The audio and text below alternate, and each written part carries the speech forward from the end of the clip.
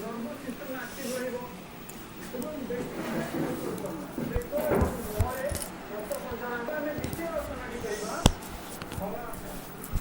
ତ ହଳାସନ ପୂର୍ବରୁ ଆପଣଙ୍କୁ ପ୍ରତିଦିନ ପଦ୍ମାସନ କରିବା ଉଚିତ।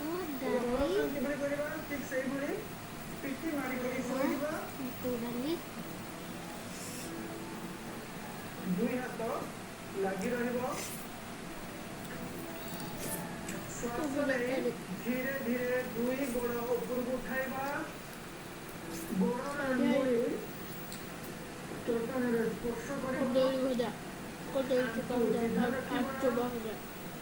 ଶ୍ୱାସ ପ୍ରଶ୍ୱାସ ସାଧାରଣ ରଖିବା। ଏକାଗ୍ରତା ଉଦରୀୟ ମାଂସପେଶୀ ଉପରେ ରଖିବା। ଧୀରେ ଧୀରେ ପୁଣି ଦୁଇ ହାତର ସାହାଯ୍ୟ ନେଇ ପଛକୁ ଫେରି ଆସିବା ଏବଂ ଉଠି ବସିବା। ଏଇଟି ଥିଲା ହଳାସନ।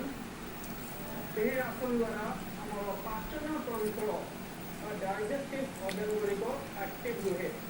ଖାଦ୍ୟ ଠିକ୍ସେ ହଜମ ହୁଏ ଏବଂ ରକ୍ତ ସଞ୍ଚାଳନ ଭଲ ଭାବରେ ହୋଇଥାଏ ଏବଂ ଫେସ୍ର ସାଇନିଂ ବା ଗ୍ଲୋ କରିଥାଏ।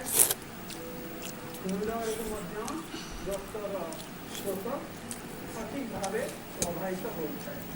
ଏବେ ଆମେ ଦୁଇଟି ପ୍ରାଣାୟାମ କରିବା। କପାଳଭାତି ପ୍ରାଣାୟାମ। ମେରୁଦଣ୍ଡ ସିଧା ରଖିବା। ଦୁଇ ହାତ ଆଣ୍ଠୁ ଉପରେ ରଖିବା। ମୁଦ୍ରାରେ ରଖିବା। କପାଳଭାତି ଫୋର୍ସଫୁଲ୍ ଏକ୍ସରସାଇଜ୍। କେବଳ ନିଶ୍ୱାସ ଛାଡ଼ିବେ ଏବଂ ପ୍ରତ୍ୟେକ ଛାଡ଼ିବା ସହିତ ପେଟ ଭିତରକୁ ଯିବା ଦରକାର। ପେଟ ଭିତରକୁ ପଶିବା ଦରକାର। ଆଖି ବନ୍ଦ ରଖିବା। ସାଧାରଣ ଶ୍ୱାସ ପ୍ରଶ୍ୱାସ ଏବେ ଆରମ୍ଭ କରିବା। କେବଳ ଲଙ୍ଗ୍ ଏକ୍ସରସାଇଜ୍।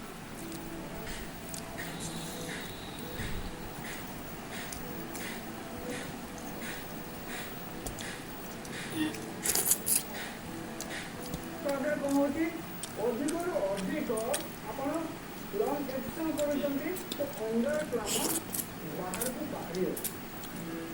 ଯେତେ ବଡ଼ିରୁ ଟକ୍ସିନ୍ ବାହାରିବ ଆପଣଙ୍କର ଶରୀରର ମୁଖ୍ୟ ଜିନିଷ ହେଲା ଟକ୍ସିନ୍ ବାହାରିଲେ କୌଣସି ରୋଗ ନାହିଁ।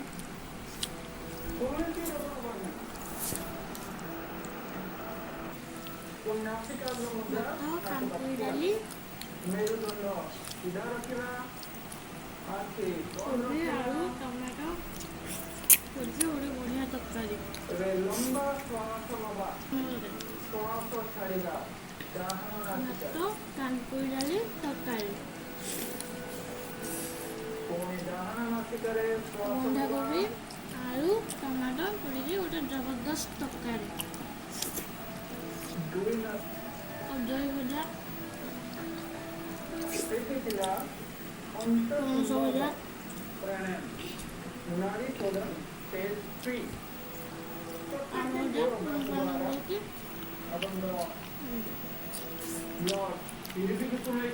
ଅଧିକରୁ ଅଧିକ